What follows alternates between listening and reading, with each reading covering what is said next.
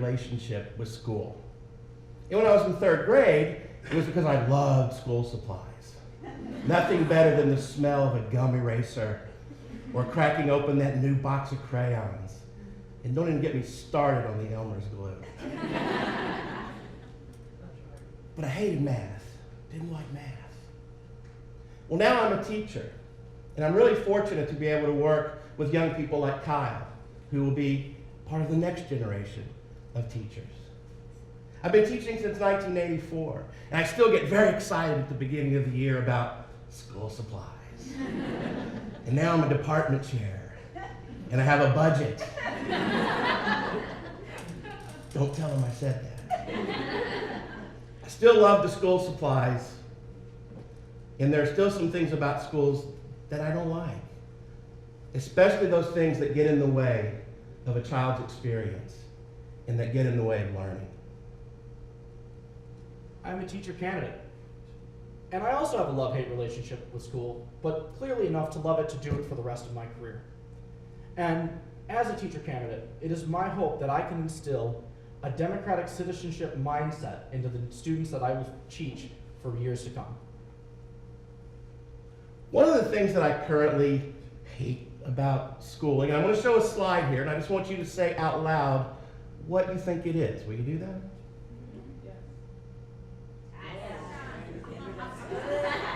Not pencils, not number 2 pencils. Testing. But not all testing. Testing, good testing, formative summative assessment is a necessary part of learning. But the high-stakes standardized testing that's being foisted upon communities and children by for-profit corporations and the state and federal government.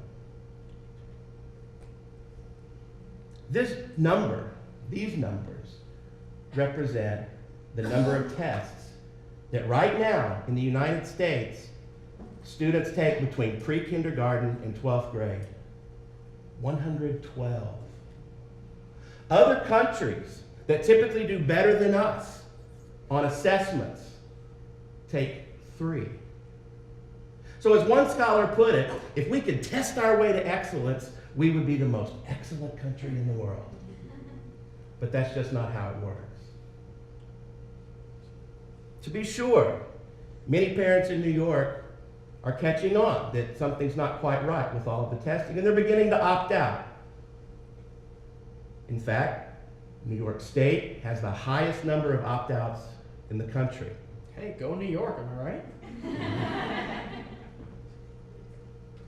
But in the debate about testing, the one thing that is left out, which is invisible, because we hear about students are stressed, parents are stressed, but the one thing that gets left out of this debate is a discussion of citizenship. And in particular, what state-mandated corporate testing is doing to citizenship instruction in our schools, and thus to citizenship in our society. Horace Mann, many of which consider to be the father of the modern public school movement, once said, "Education, then, beyond all other devices of human origin, is the great equalizer of the conditions of men, the balance wheel of the social machinery." And so this shows us that this idea of the school teaching citizenship and what's necessary to become a good democratic citizen goes back to the very foundations of our public school system. It's not, however, part of the 3 R's of instruction. We're not talking about the grade you make in civics or the grade that you make even in social studies, although those are important. We're talking about the often invisible, hidden social function of schooling. And the social function of schooling is just that. It's typically hidden. It's the way the school is organized. It's who gets to talk and who doesn't. It's who has power and who doesn't.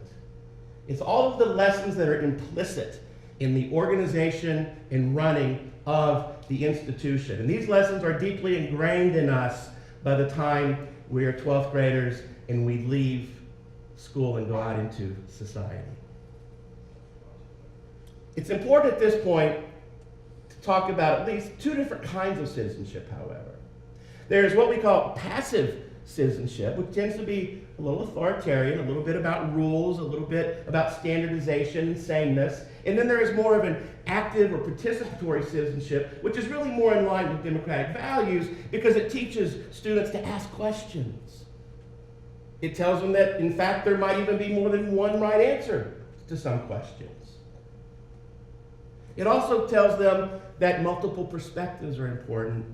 And it says, hey, stand up and be heard.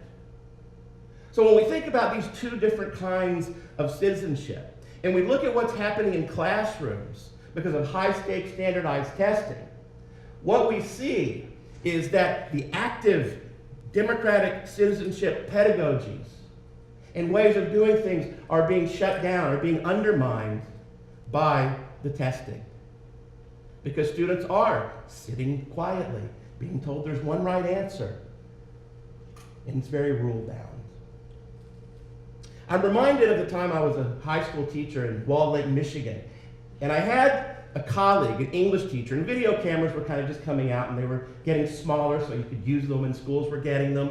And he gave his seniors in his English class an assignment. He said, I want you to make a video that shows what school has taught you about life.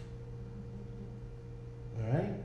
You're 12th graders, you're about to go out, and we prepared you for life. So this one group made a video I'll never forget, which I think illustrates this hidden social function of schooling in this point that I'm trying to make about citizenship and the kind of citizenship we want and need. Imagine a car pulls up to the Quickie Mart. Students get out. They go into the Quickie Mart, they go up to the clerk, and they say, can we use the bathroom? And the clerk says, why, sure. And he reaches for the key, and he hands them the key, and immediately they all take their school planners and shove them in his face. And he looks very confused, and he goes, well, I don't understand. And I said, we've been taught that before we could go to the bathroom, an adult has to sign our planners. And that was true. I was a teacher in that school. That's what you had to do to go to the bathroom, even if you're 18 years old. So the social function, right? And sometimes we don't see it, we don't realize it, and sometimes we certainly don't get it right. Anybody have to do that? In a society based on participation, on empowerment, and democracy, shouldn't education be participatory, empowering, and democratic? In Kentucky, they learned this. In 1990, they decided they wanted a more democratic, active type of curriculum. And so in the Kentucky Education Reform Act, they really were able to put together all the necessary ingredients for feeding a democracy. That's what they said. And they began doing that.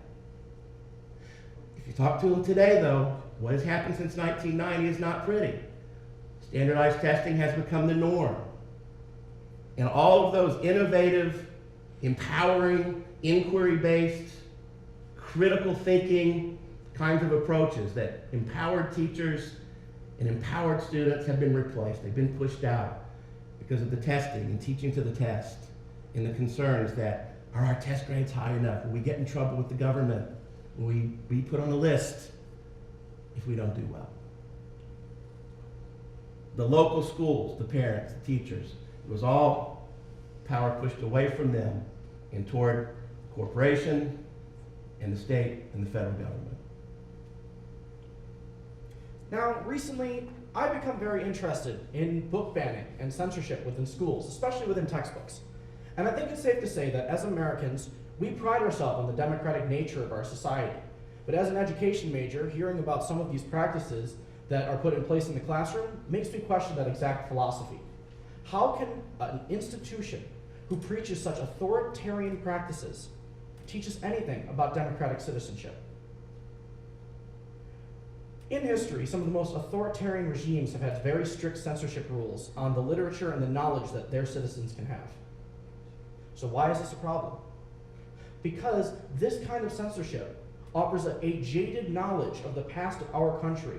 And whether you like it or not, the events that have happened in our past are what we have to learn from so that we can improve upon our society.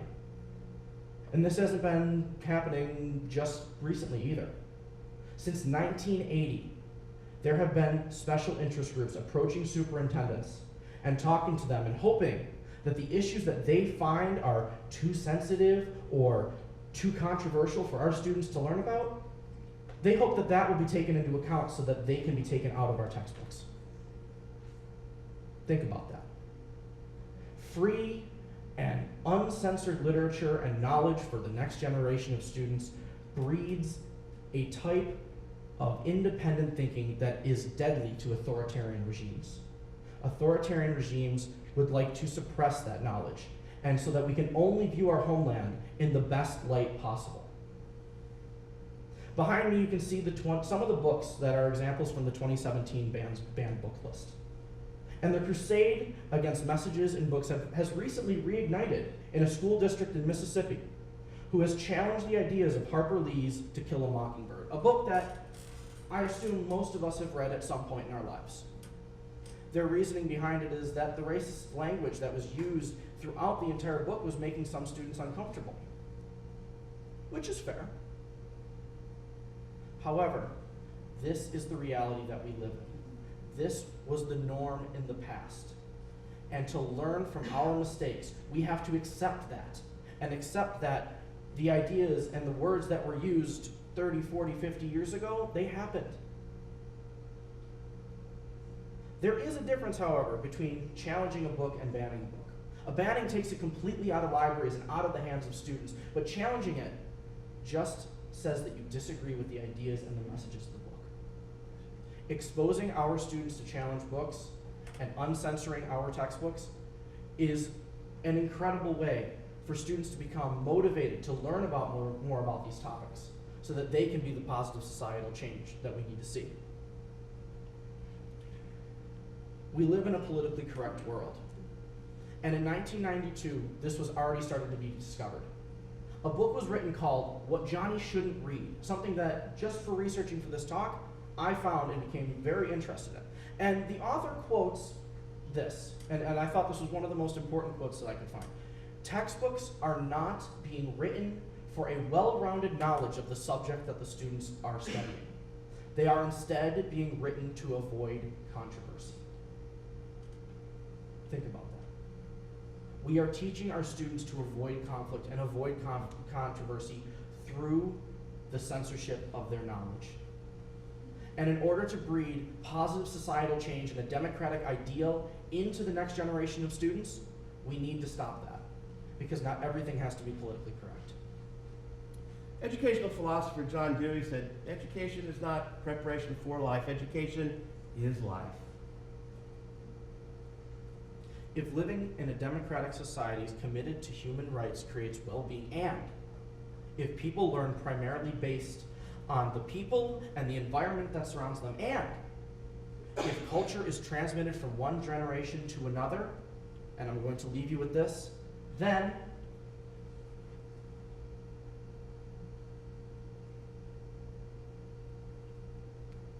thank you for listening to our talk.